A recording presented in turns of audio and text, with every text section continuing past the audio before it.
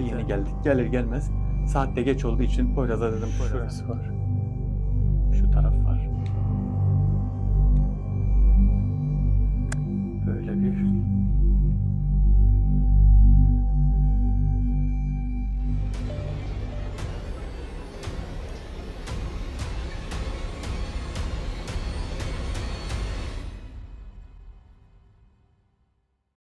Arkadaşlar herkese merhaba. Yeni bir videoyla beraberiz arkadaşlar. Bugünkü videomuzda 26.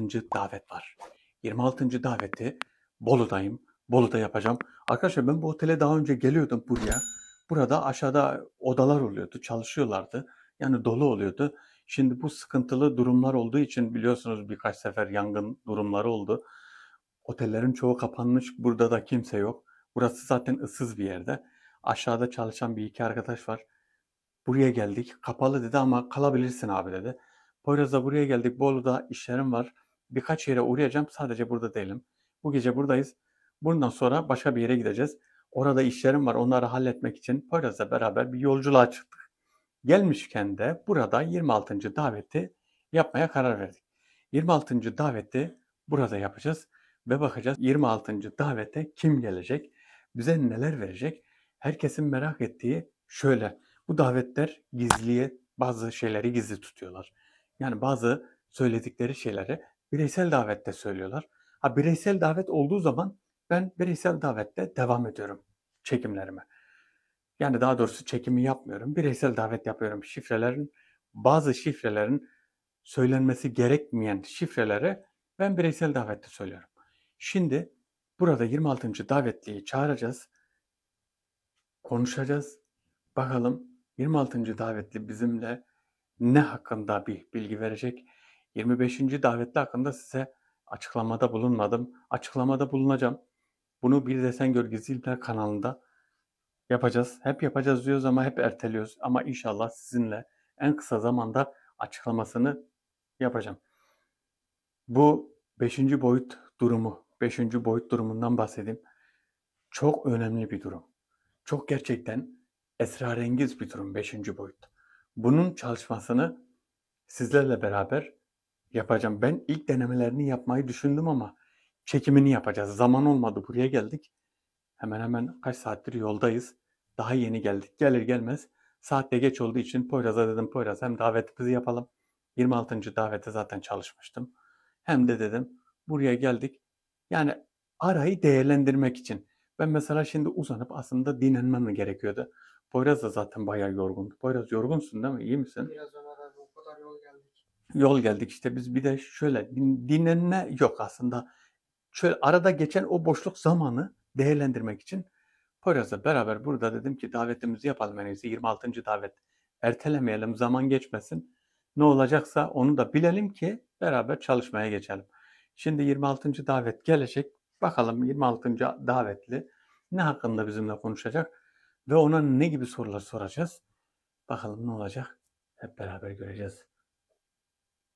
Şöyle bir bakalım nasıl bir yerdeyiz. Burayı göstereyim ben. Arkadaşlara bakın. Şöyle burası var. Şurası var.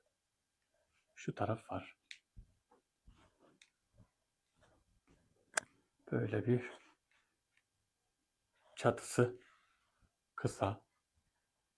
Bir otelin en üst katı burası. Daveti burada yapacağız. Yani ben arkadaşlara dedim, aşağıdaki arkadaşlara dedim. Dedim davet yapacağım yukarıda. Çekim yapacağım. Bir sıkıntı var mı? Bir şey olur mu? Önce güldüler. Sonra dediler yukarı senin ne yaparsan yap. Hani sağa sola kıracak değilsin herhalde dedim. Yok. Biliyorlar zaten tanıyorlar beni. Dediler abi hani istediğin gibi davran. Allah razı olsun. Teşekkür ederim onlara da. Burada zaten 2 kişiler onlar da birazdan gideceklermiş. Burada kimse kalmayacak. Poyraz da aşağıda korkarsa, Poyraz korkar mısın aşağıda bu gece? Bu gece aşağıda uyumak için diyorum hani. Poyraz'dan ben burada kalacağım. Davet yaptığımız yerde uyumak da bir ürpertici olur. Evet Davet ben burada kalacağım. Sen de aşağıda kalırsın. Hani korkmazsan sıkıntı yok. Evet. O zaman şöyle yapalım. Davete başlayalım. Bismillahirrahmanirrahim. La yedru ma ismin şeyin fil ardı ve fis semai ve huve semî'ul alîm. Bismillahirrahmanirrahim. La yedru ma ismin şeyin fil ardı ve fis semai ve huve semî'ul alîm. Bismillahirrahmanirrahim. Min şeyin fil ardı ve lefs semai ve Arkadaşlar koruma duasıdır. Koruma duasını sabah 3 defa, gece yatmadan önce 3 defa okuyun. Bakın sizi kazadan, beladan, kötülüklerden, her türlü pislikten Rabbim Zülcelal korur. Yani pislik dediğim şu. Yani bir bela gelirse senin üstüne, o da bir kötülüktür, bir pisliktir yani. Bir de şöyle, ilk defa şöyle yapıyoruz aslında. Temiz bir yerde davet yapıyoruz değil mi? Evet. Poyraz. Yani Bayağı bir konforlu bir yerde. konforlu bir yerde davet yapıyoruz. Burası biliyorsunuz dışarısı çok soğuktu. Burası iyi, sıcak yani. Oteli ısıtıyorlar. Burada 26. daveti yapacağız ve kapalı alan, Çaylıkdüzü gibi. Şimdiye kadar kapalı alanı Çaylıkdüzü'nde yapıyorduk. Bakalım burada davetimiz nasıl olacak? Gelen davetli ne konuşacak? Çok merak ediyorum. Hemen davete başlıyorum.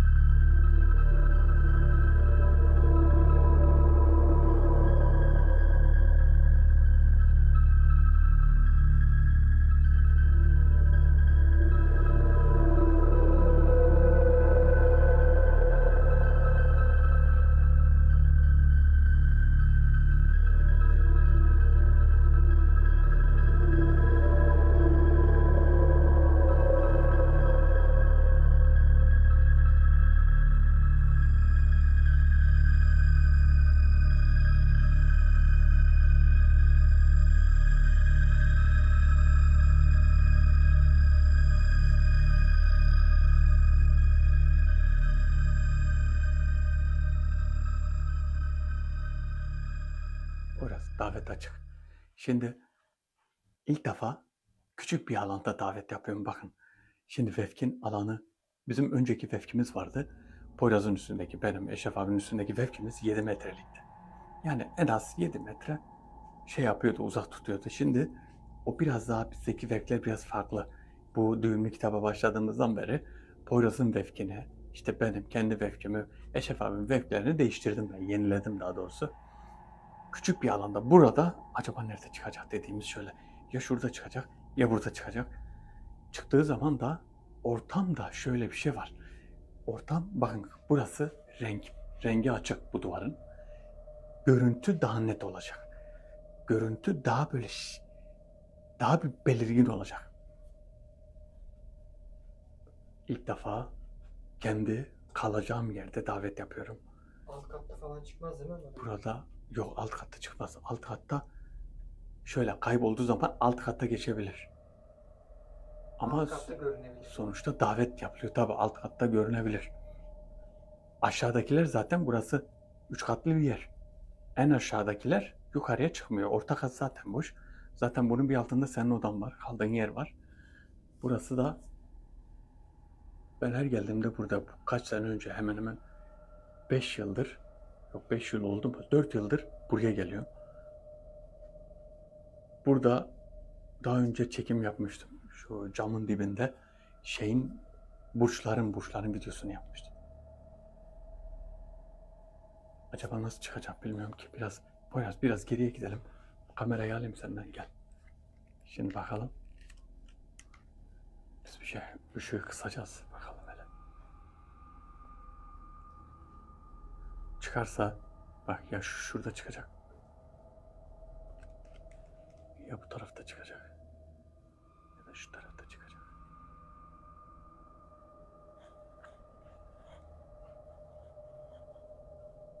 Bekleyeceğiz bakalım.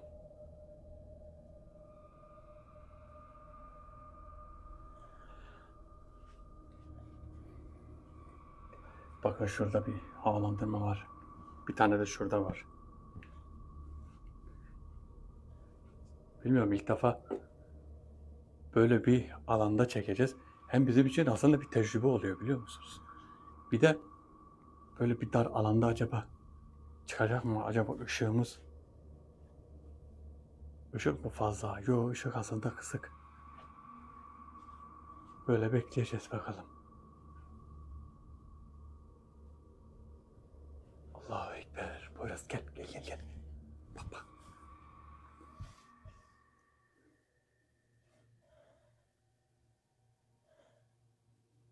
Bize ismini söyler misin?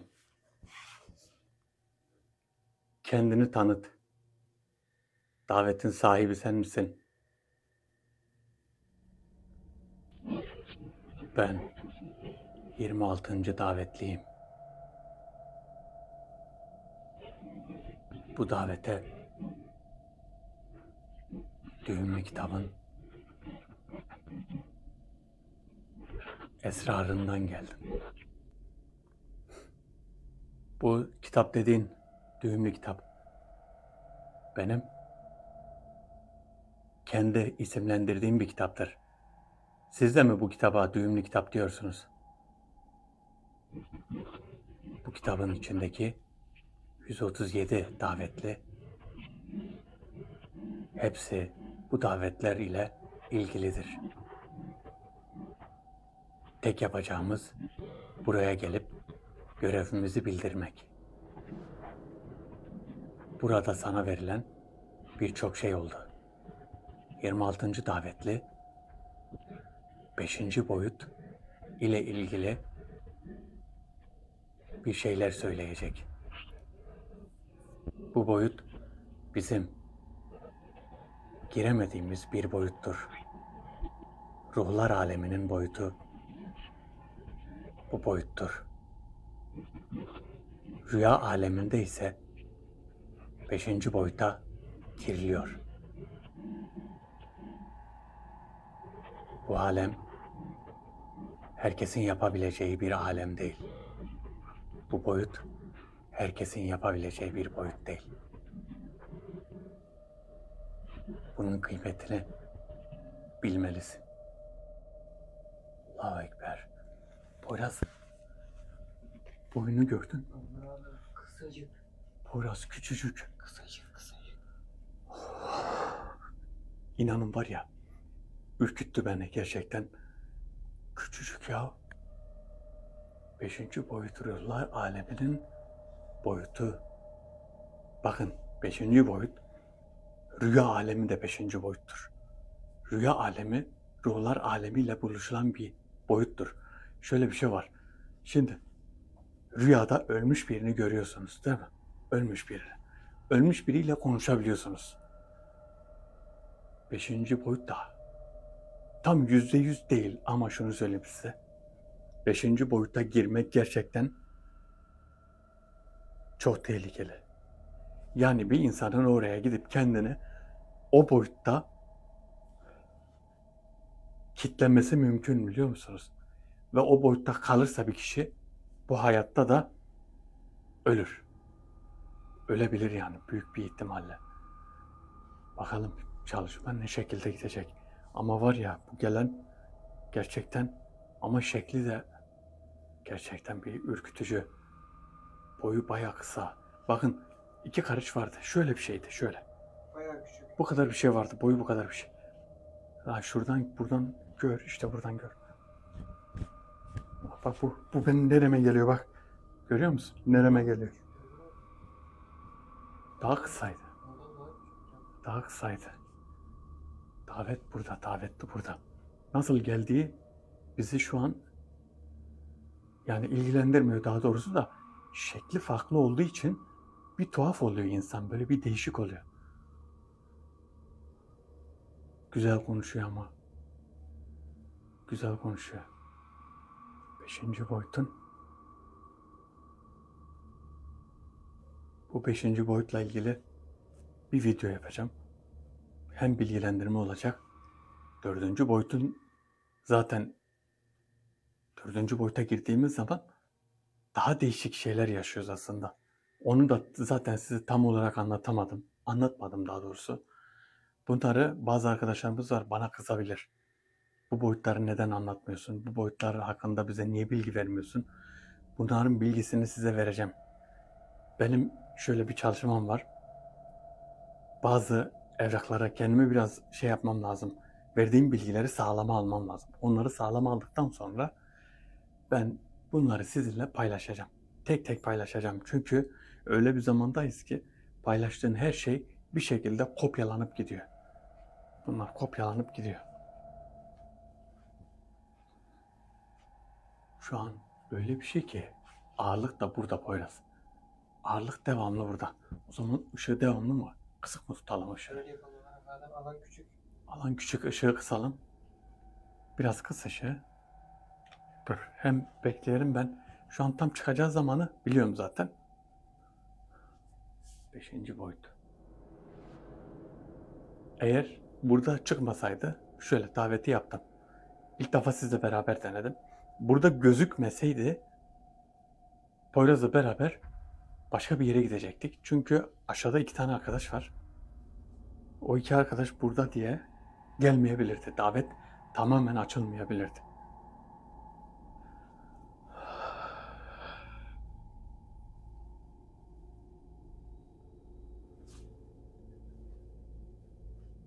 Davetin sahibi. 26. davetli. İsmini bundan sonra ismini sormuyorsun. Yani ben hiçbir şekilde çağırıp ismini deşifre etmek istemiyorum artık. Gelenlerin ismini.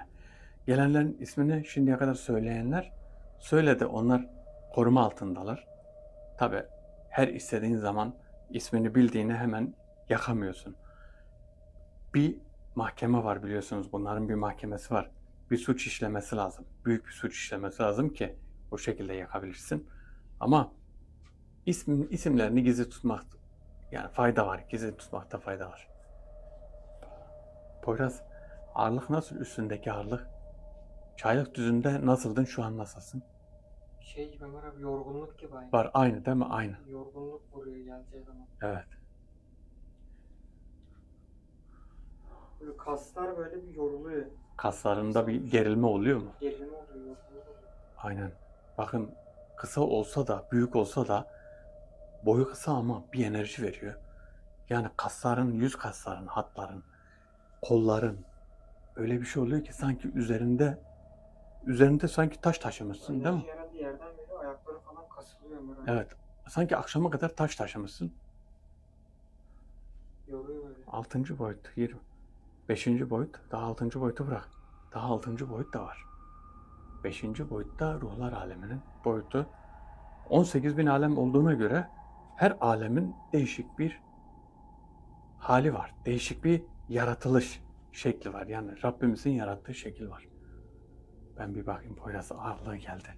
Hissediyorum şu an. Şöyle yapayım da ışığı kısayım da biraz açalım ama.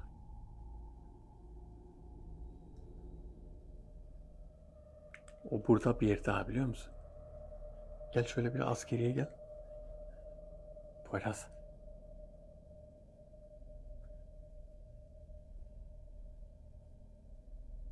La ilahe illallah.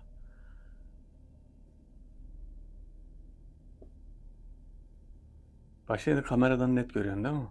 Evet Ömer abi.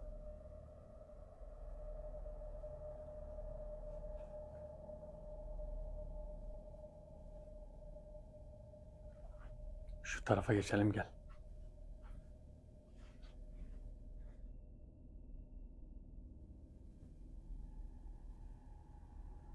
Şöyle yatağın dibinde aslında durayım.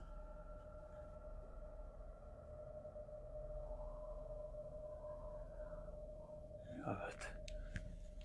Bu tarafa geçeyim. Ağırlığı burada. Aa evet. Bakın bakın bakın. Bakın. 26. davetli. Bu davetin ismini sormuyorum. Bize anlatacağın her şeyi merak ediyoruz. Kaç yaşında olduğunu söyler misin?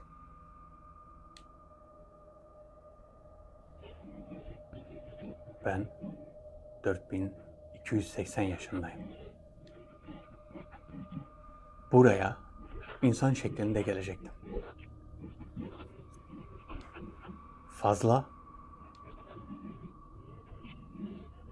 enerji harcadığım için bu şekilde geldim.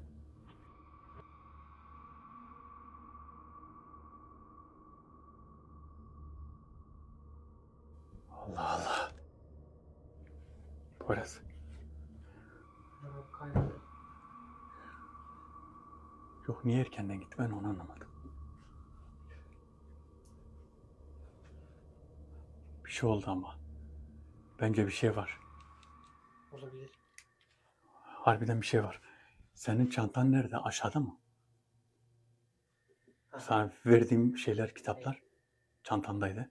Aşağıda mı hepsi? Aşağıya bıraktık onları beraber. Niye kayboldu? Acaba biri mi geldi?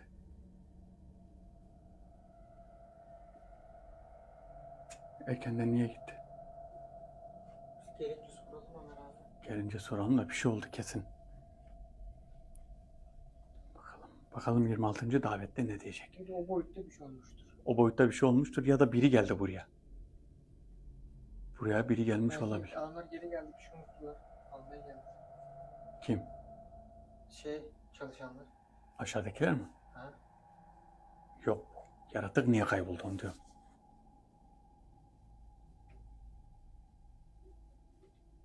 Buraya biri geldi. Biri geldi dediğim insan değil. Poyraz, sen bayağı yorgunsun. Yanlış mı anladın yoksa ben mi yanlış anladım? Neyi? Dedim ya, kayboldu, buraya biri gelmiştir. Aha. Kendi boyutundan biri gelmiştir değil mi? Kendi boyutundan. Olabilir. 26. davetle. Halen ne olduğunu çözemedik. Ne için geldiğini. Tam 5. boyut hakkında bilgi verecek ama 26. davetlerin amacı bu değildir. Amacı farklı bir şeydir.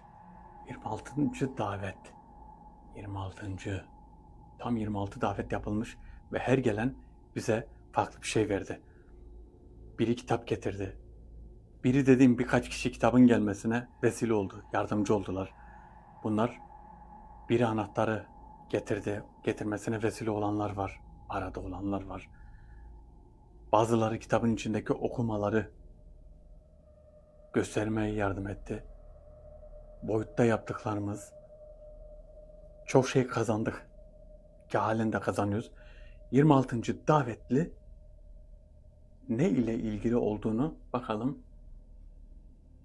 Ya alim biri gelen ya da 5. boyut hakkında konuşacak, bilmiyorum. Olabilir. Poyraz, 5. boyuta girmeye hazır mısın? Ben hazırım Ömer abi. Sen. Çünkü 4. boyut biraz hem tehlikeli hem heyecanlı hem de zevkli aslında. Bir de şimdi 6. boyut olacak. Bilmiyorum, 6. boyut hemen gelmesin. Biz daha 5. boyutu çözemedik. Bakalım 6. boyut. 6. boyut belki gelmez. Onu ben şimdi kendim söylüyorum aslında. Poyraz, bakalım hele. Varlık var mı ya? Şöyle ışığı kısalım da.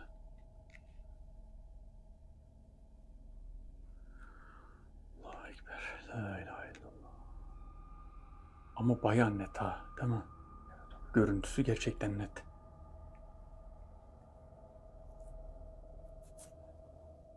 La ilahe illallah.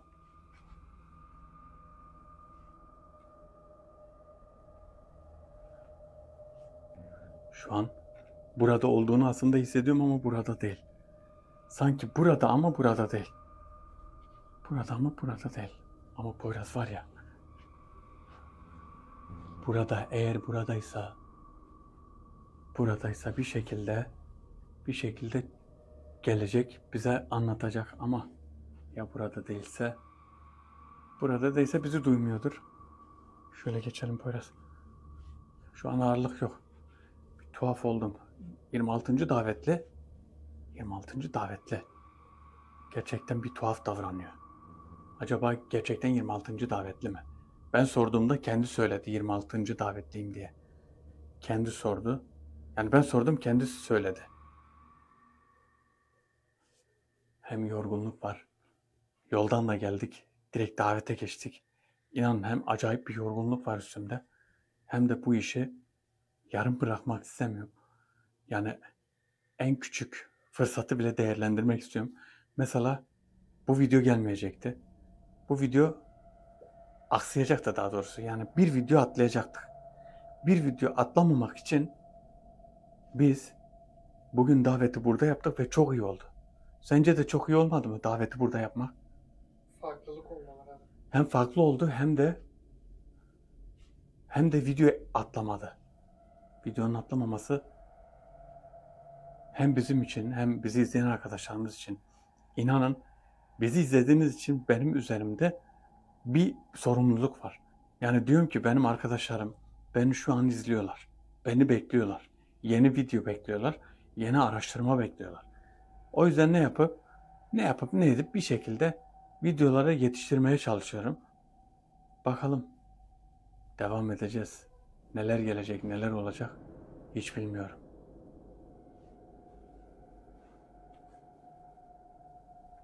Çok değişik bir sesler geliyor Poyraz.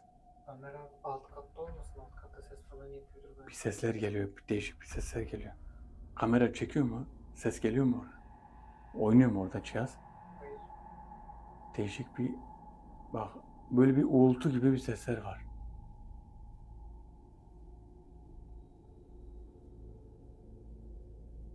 Etraf acayip sessiz ama böyle bir acayip bir sesler geliyor.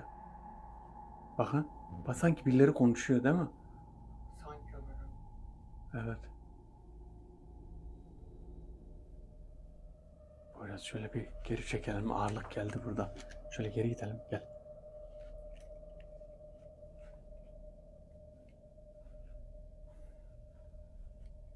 Şöyle. Işığı kısayım da. Işığı kısalım.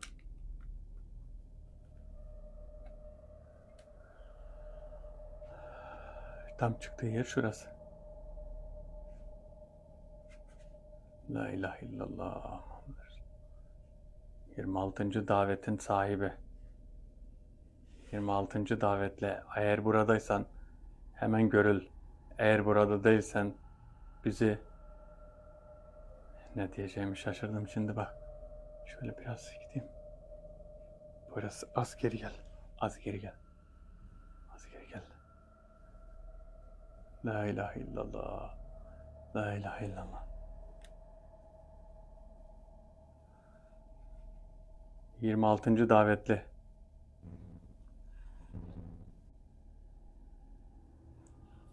Sanki şurada bak şurada. Şu köşede gözüküyor. Yani ağırlık o tarafta. İyice oraya bakınca. Aa işte. İşte Poyraz gel. Gel Poyraz.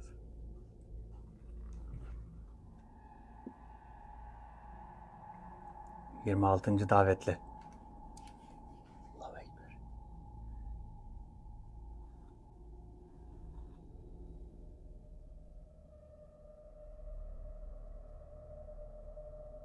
...26. davetli sadece boyutlarla ilgili bilgi mi verecek? Hayır. Sadece boyutlarla ilgili bilgi vermeyeceğim.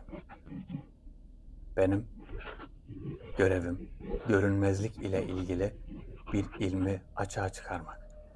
Bunu sadece seninle paylaşacağım. Görünmezlik ilmi derin bir ilimdir. Bu ilim her yerde yapılmaz. Bunu yapmak için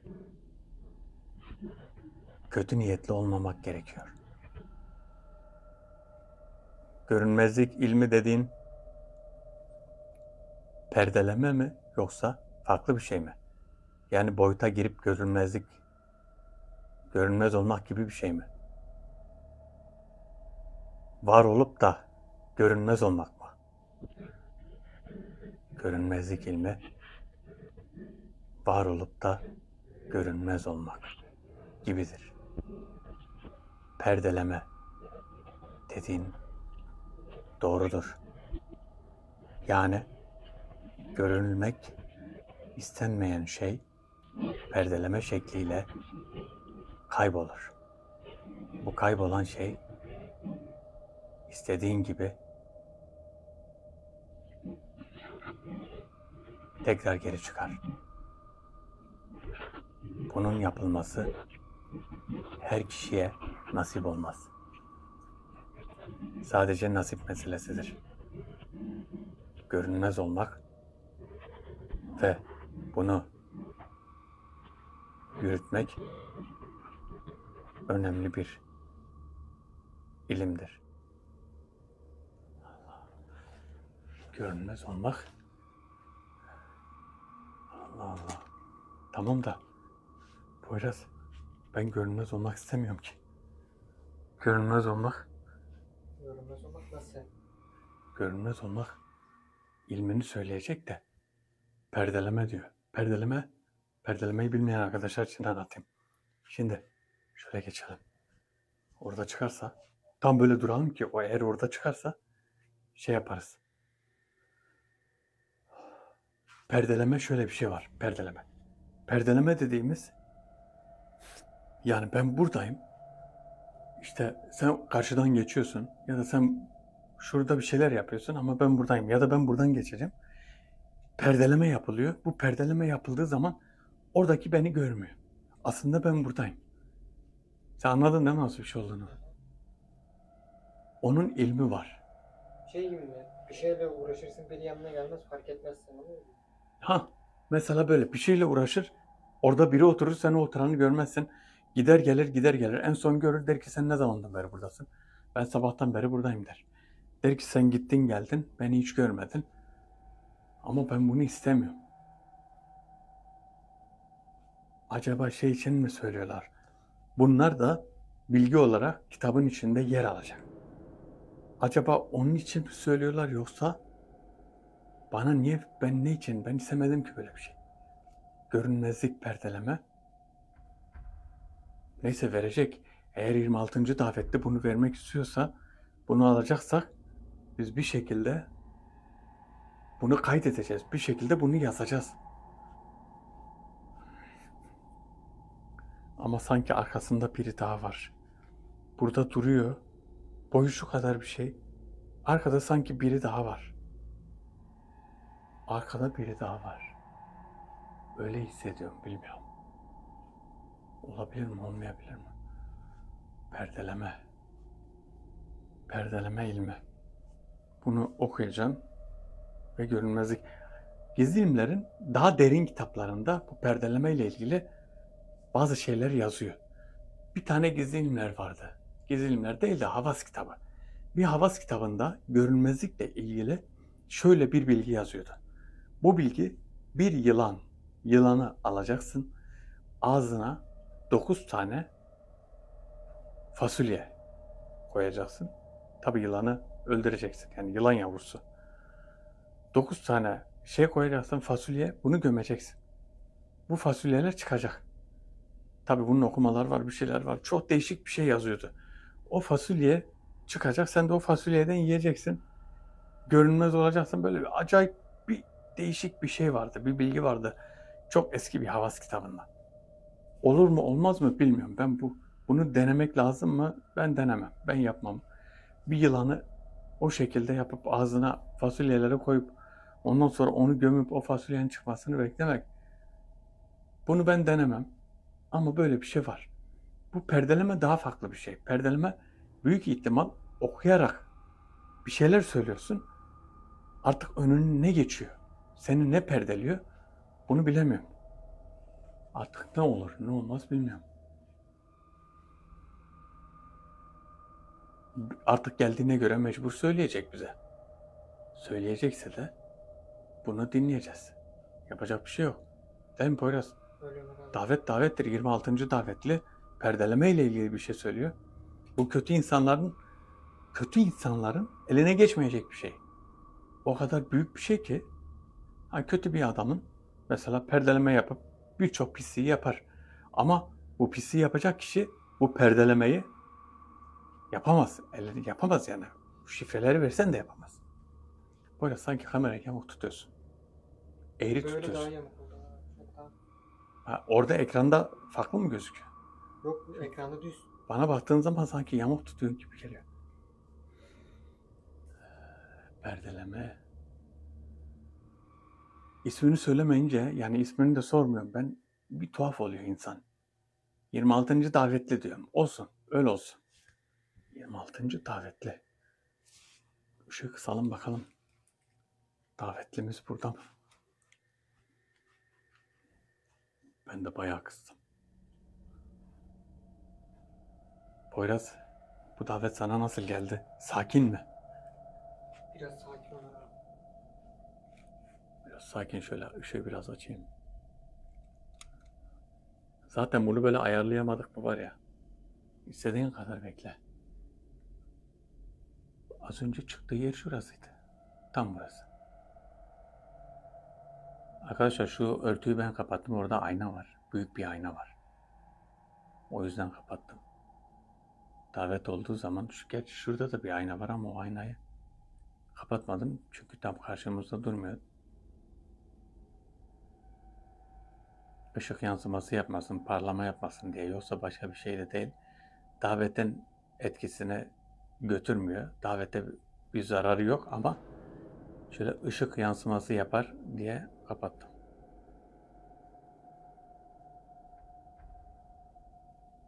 Çok mu yakın acaba mesafe? Geri mi gitsek?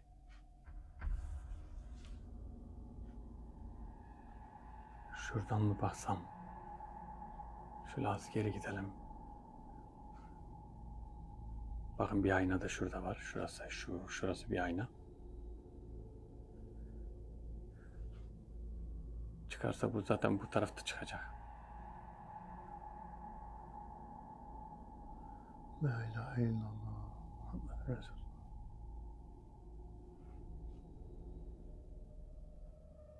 Ağırlık bu tarafta. Bakın ağırlık normalde bu tarafta. Poyraz, bana da ağırlık bu tarafa geliyor ama şurada da olabilir. Orada da çıkabilir, burada da çıkabilir. Şu köşede büyük bir ağırlık var, şu köşede.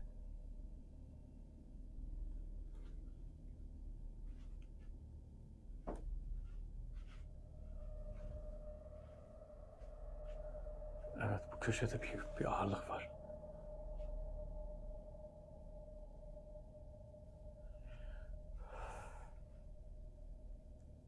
Allah'ım yarabbim. İşte. Poyraz.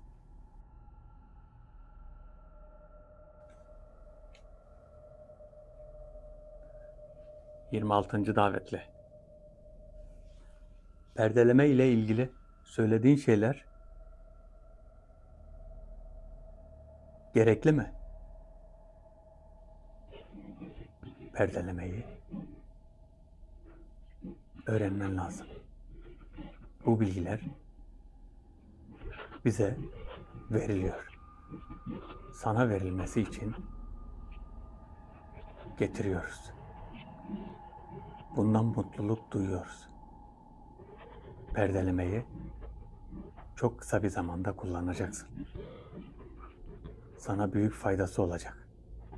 Sadece bunu kaydet. Bir yere yaz. Bir kitaba kaydet. Bir deftere. Perdelemenin hükmünü sana söylemek istiyorum. Etçil yırtıcı bir yılandan, etçil yırtıcı bir hayvana, içinden çıkan otlardan, yenilecek besinlere. Öyle bir sistem ki, bunların hepsi bir perdeleme eseridir. Bu de söylediklerinden hiçbir şey anlamadım. Bunun sırrı bizdedir. Verilmesi aslında çok kolay. Benim çok çabuk yapacağım şeyler, senin de çok çabuk yapacağın şeylere benzer. Şu an söylediklerinden hiçbir şey anlamadım. 26. davetli. Perdeleme. Dediğim perdelemeyi nasıl kaydedeceğiz? ben vereceğim. Sen kaydedeceksin. Verdiğim sözler ve yapacağın şeyler perdelemenin eseridir. Bunu kimsenin bilmemesi gerekiyor. Peki bunu şimdi mi vereceksin? Ne zaman vereceksin? Aşikar olmadan vermek gerekiyor, evet. Benim bazı şeyleri gizli tutup aşikar etmeden sana iletmem gerekiyor. Aşikar etmeden. Allahu Ekber. Aşikar etmeden dediği Poyraz, Ne demek istedi? Belli etmeden mi dedi? ya işte gizli tutacak. Belli Bana etmeden bunu verecek. gizli verecek Poyraz. Şöyle, ya bireysel davette ya boyutta. Artık gelenlerin hiçbiri açık açık vermek istemiyor. Bunların bir şekilde dağıldığını biliyor. Yani bunları biz bir şekilde yayıyoruz artık. Yayılmaması gerekiyor.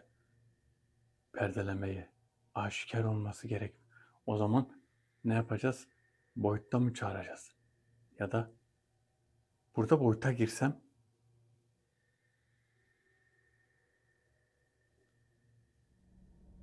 evet, burada boyuta girsem hem bireysel davet olmaz hem de ne olur? Hem de şöyle bir şey olur. Siz de görmüş olursunuz perdelemeyi nasıl vereceğini. Hem de bazı videolar şöyle oluyor. Ben bazı videolarda mesela geçen davette bireysel davet yapacağım dedim. Şey oldu bu sefer, hani arkadaşlarımız, izleyen arkadaşlar için bir eksiklik olmuş gibi oldu. Öyle yapmak gerekiyor. Yani davetlerin hepsini açık açık söylemeden gizli tutmak gerekiyor. Bu bir gerçek. Ama şöyle yapalım Poyraz. Burada şifreli boyuta girirsem, onunla konuşursam, sence ne dersin? Bilmiyorum ki Ömer abi, sen bilirsin. Şifreli boyuta girirsem perdelemeyi. Ya da bir bekleyelim bakalım ne diyecek. Aşikar maşikar bir şeyler söyledi. Etten bir şey söyledi. Yeşeren otlardan. İnan var ya, hem yorgunluk var üstümde hem de öyle bir şey söyledi ki bana. Hiçbir şey anlamadım. Söylediği şeyler gerçekten çok şeyle ilgili. Sırlı sırlı şeyler söylüyor. Acayip şeyler konuşuyor. Bunlar aslında bizim için önemli şeyler. Hem gizli kalması gerekiyor hem de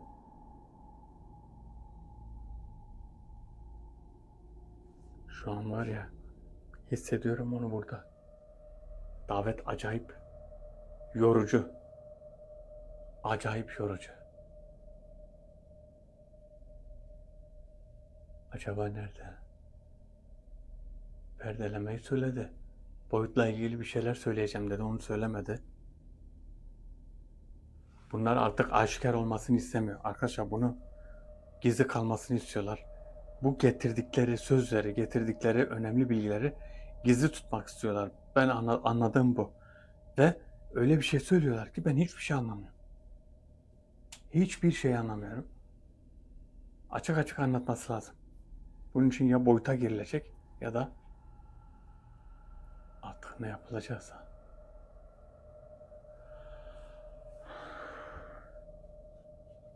Bekleyeceğiz artık, yapacak bir şey yok. Perdeleme. Bunu kaydetmen gerekiyor. Ben ne kadar da istemesem veriyor yani. Ne kadar da desem benim perdelemeyi istemiyorum. Ama verilmesi gerekiyormuş. Kim diyor size verilmesi gerekiyor? Bu şeyler nereden geliyor? Nereden geliyor acaba? Poyraz, sence nereden geliyor? Var mı içinde kafanda düşündüğün bir yer var mı? Bundan önce bunu çağıran vardır. Buradan belki bu diyordur. Olabilir. Bunun başları diyordur. Bundan yok bu şeydir. Nereden geldiğini aslında ben biliyorum da. Tam %99, yani %99 eminim. %100 emin değilim. Onu size anlatacağım nereden geldiğini. Poyraz şu an burada. Bu şu an burada.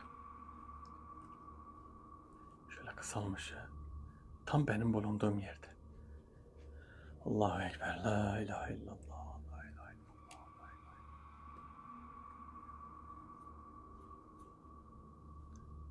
Perdeleme bilmiyorum da. Ben şimdi burada öyle bir önemli bir şey soracağım ki. İstanbul depremiyle ilgili bir şeyler soracağım. Bu yapay mıydı, değil miydi onu bir soracağım. Bir bakalım. Gelmişken bir şey yapalım da. Bakalım gelmişken bilgisini soralım bakalım. Poyraz gel. Şöyle arkama geç. Bak karşıda. Görüyor musun? 26. davetli. Perdeleme dediğin sözleri bireysel davette senden alabilirim. Sana soracağım bazı şeyler var. Bana bunları cevaplarsan çok mutlu olurum. Yani her şeyi araştırma üzerine yapıyorum. Gelen davetler şimdiye kadar hep bir şeyler verdi. Ben hiçbir şey sormadım. Sana bir şeyler sorabilir miyim? Öğrenmek istediğim bazı şeyler var. Tabii ki sorabilirsin. Bunu seve seve cevaplarım. Şimdi soracağım bir şey şu. Bizi bir davetli ve davet eden olarak değil de iki arkadaş gibi görebilirsin. Yani seninle sohbet edeceğim daha doğrusu. Tabii ki. Elimden gelen ne varsa yapmaya hazırım. Şimdi birincisi şu. Bundan birkaç gün önce deprem oldu. İstanbul'da olan bir deprem. Bunu soran arkadaşlar var. Bu yapay bir deprem miydi yoksa doğal bir deprem mi? Bu depremin yapay olarak yapılması hakkında hiçbir yerden hiçbir şey duymadık. Eğer bununla ilgili bir büyü olsaydı veya çalışma olsaydı bunu çok çabuk öğrenip gelirdim. Bizim alemde de bu konuşuldu. Olan deprem ve depremler bizim alemde bilinir. Ama bahsettiğim depremle ilgili bir yapaylık yok. Allah'tan gelen bir afattır. Tamam, bunu öğrendim. Şimdi başka bir şey daha soracağım. Uzaylı arkadaşlar var. Geçen gelen davetli. Uzaylıların varlığı hakkında ve buraya geldikleri hakkında bir şeyler söyledi. Bizim bir davet videomuz vardı. Hatta biz bir yerde 7 tane kabile reisi, kötü kabile reisleri gelmişti. Bunlar uzaylıydı. Bunu biliyordum. Bu uzaylılar tekrar gelecek mi? Uzaylılar dünyadan ne istiyor? Bizlerden ne istiyorlar? Bunların hakkında bilgi verebilir misin? Hangi ülkedeler? Hangi gezegendeler? Uzaylılar yarı bizim forumda, yarı biyolojik forumdalardır. Dünyaya birçok kez gidip gelirler. Bunu biliyoruz. En kısa zamanda sen göreceksin. Zaten bundan birkaç gün önce gördün. Bunlar senin de bildiğin gibi uzaylıydı. Bunu da anladık. Şimdi bir şey daha soracağım. Sizin Yecüc Mecüc hakkında bilgileriniz ne kadardır? Bizim Yecüc Mecüc hakkındaki bilgilerimiz Kur'an-ı Kerim'de anlatıldığı kadardır. Bunun ilerisini bilemeyiz. Bizim bilmemiz için zaten büyük bir mucize gerekir. Daha önce bu bilgileri öğrenebiliyorduk. Ama artık öğrenemiyoruz. Bunu da anladım. Allah razı olsun. Allahu Ekber. Allahu Ekber. Poyraz ne güzel konuşuyor ya. Baksana. Ben şimdi şöyle yapacağım. İyi cevaplar verdi. Ha Poyraz şöyle yapacağım. Tamam. Şimdi 26. davetli ne için geldiyse bunu bireysel davette yapacağım. Bireysel davette öğreneceğim. Ama bu 26. davetliye kendi istediğim soruları soracağım. Daha iyi değil mi? Daha mantıklı değil mi? Böyle. Şimdi tamam. Perdelemeyi söylüyor bize. Perdelemenin bir şekilde duyulmaması gerekiyor. Bunu da ne yapmak gerekiyor? Bireysel davette yapmak gerekiyor. Ama ben ne yapacağım? Tamam, bireysel davette yapacaksam ben bu gelmişken sorular soracağım. Bak İstanbul depremini sordum. İstanbul depremi yapay mıydı? Soran arkadaşlarımız da vardı. Yapay değilmiş bak. Doğal bir afattır diyor. Allah'tan gelen bir afat. Rabbim cümlemizi korusun böyle afatlardan. Ve uzaylılar da yarı insan, yani yarı insan dediğim biyolojik form dediği şey, yani yapısal, etsel, yani şöyle bir formda. Hem öyle hem de yarı cinlerden oluşan bir topluluk. Bunların yaratılışı gerçekten güçlü bir şekilde. Rabbim onları yarattığı zaman bir özellikler vermiş. Bu bir gerçek. Bizim hatırlıyor musun Poyraz gittik ya, gökten inen bir siyah bir şey vardı. Ha. 7 tane. Biri geldi. Kabile reisinin bir tanesi geldi. O uzaylıydı işte. O videomuzu izlerseniz uzaylı nedir orada görürsünüz. Oradaki uzaylıydı. Başka ne sorabiliriz? Başka şöyle. Gelen davetliyi de rahatsız etmeden soru sormam gerekiyor. Soracağım soruları da çok dikkatli seçmem gerekiyor. Ne oldu Poyraz? Hissediyor musun bir şey?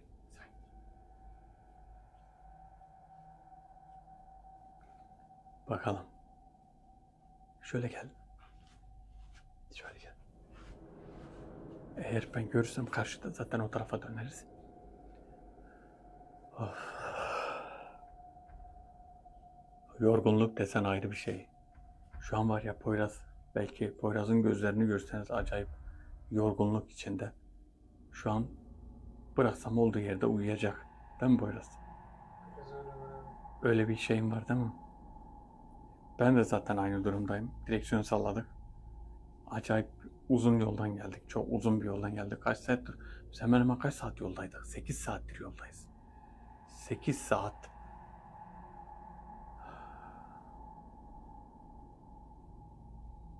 Evet. Önemli bilgilerden bir tanesi. Eğer ki diyor öyle bir şey olsaydı haberimiz olurdu. Böyle bir çalışma olsaydı, yapaylılıkla ilgili bir şeyler olsaydı haberler olurdu. Saniyesinde haberler oluyor.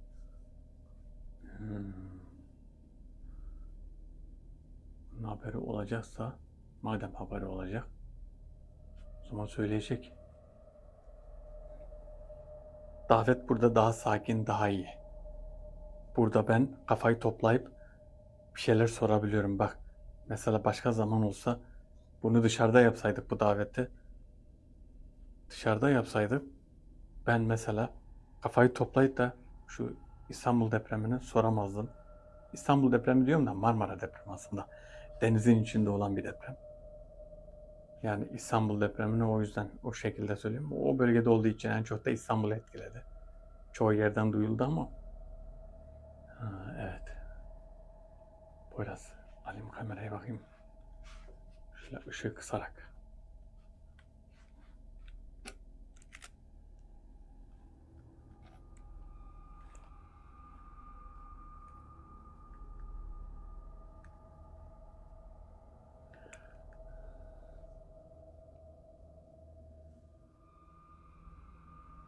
Nereden çıkacak bilmiyorsun.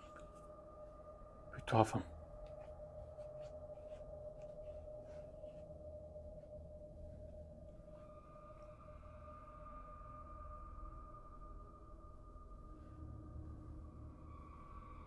Poyraz, aklında soru soracağın bir soru var mı? Sen Yok Ömer abi. sen aslında çok zaman diyordun şunu sorsak bunu sorsak. Şu an aklına bir şey gelmiyor mu? Düşüneyim. Ben aslında çok soracağım şey var. Gelen davetliyi sıkmamak adına söylemiyorum. Şimdi ben 10-15 tane soru var aklımda. Hepsi de önemli sorular aslında. Gelen davetliyi sıkıntıya sokmadan, bak çünkü dedim ki ben seninle dedim bir arkadaş gibi konuşmak istiyorum. Bekleyeceğiz. Bakalım, az daha kısalım ışığı ya. Işığı az daha kısalım.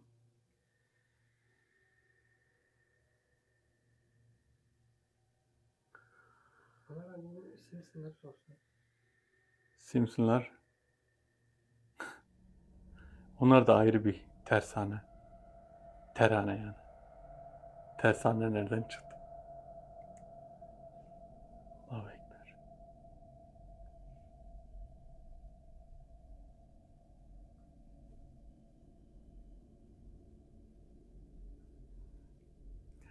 Bakalım nerede çıkacak. Şu tarafa bir geçelim. Hep şurada bir ağırlık var. Bak şurada var ya. Bir de şurada var ağırlık. Benim hissettiğim. Şöyle kısacağız, bakacağız artık.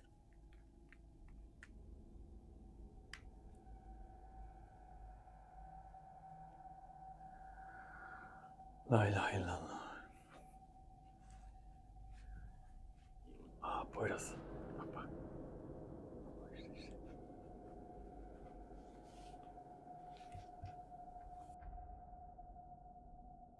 Benim merak ettiğim bazı şeyler var.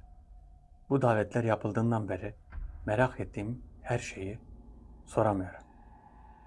Yani davetli gelip kendi bildiğini okuyup gidiyor ve diğer davete bağlıyor. Bu yüzden benim de merak ettiğim şeyleri sormak hakkım. Evet, bu senin hakkın. 26. davet önemli bir davet. Sana verilen kitabın son sayfalarında bir gül var. Bu gülün olduğu sayfayı ikiye katla.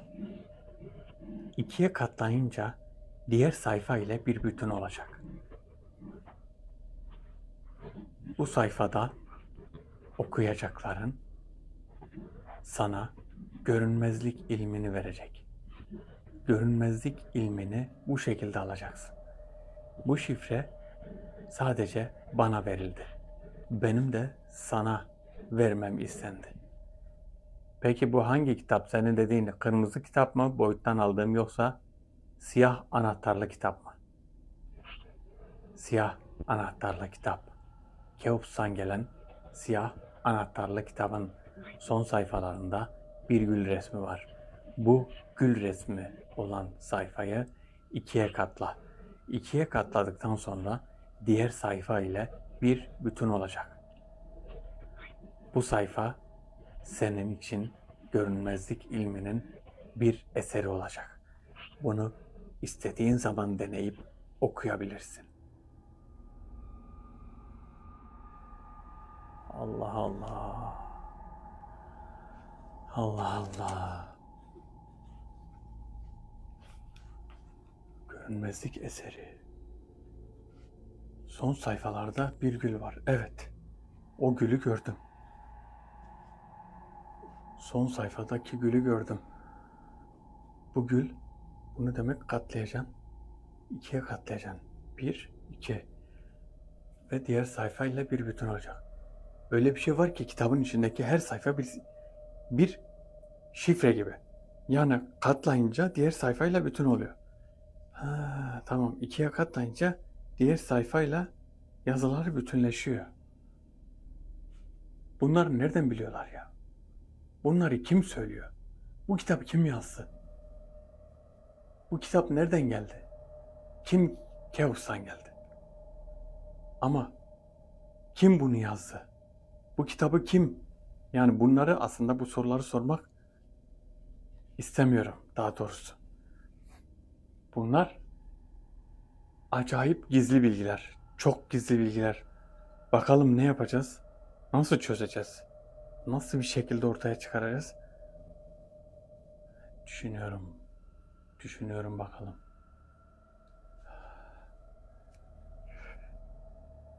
Görünmezlik ilmini baksana. Bireysel davette gelir dedim. Ben dedim boyutta alacağım büyük ihtimal. Ama burada verdi. Bu şekilde vermesi bak bizim için daha iyi. Çünkü hiç kimse bunun farkına varmıyor. Hiç kimse bunun ne olduğunu anlamıyor. Yani neyin ne olduğunu biliyor musunuz? Kitabın içinde verdi. Son sayfalarında zaten kitabı göstermiyoruz. Kitabın yazılarını da göstermiyoruz. Burada. Burada bakalım.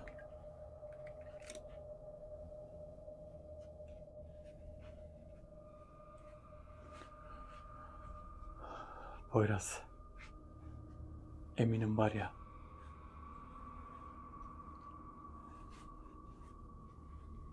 Ben şöyle yapayım. Bireysel davete gerek kalmadı arkadaşlar. Bireysel davete gerek kalmadı. Kendi burada söyledi. Şimdi davet bayağı uzun olduğu için kendi soracağım bazı sorular var. Bu soruları da fazla sormak istemiyorum. Çünkü farklı sorular sormak, onların zaten bir görevi var. Bu görevi varken başka bir şey sormak biraz abes oluyor, daha değişik oluyor, kötü oluyor. O yüzden bunu bu şekilde kısa tutmak istiyorum. 27. daveti bekleyeceğiz. 27. davet hakkında hiçbir şey söylemedi. Söylemeden de daveti kapatmak istiyorum. Çünkü 27. davetli hakkında bir şey söylerse mecbur çekmek gerekiyor. Şimdi bugünkü videomuz buraya kadar. Daveti kapatacağım ve Poyraz'la beraber dinleneceğiz. Poyraz da şu an bir an önce davet bitsin de dinlenmek istiyor bence. Arkadaşlar videomuzu beğenmeyi unutmayın. Herkes kendine çok iyi baksın. Allah'a emanet olun. Hoşçakalın.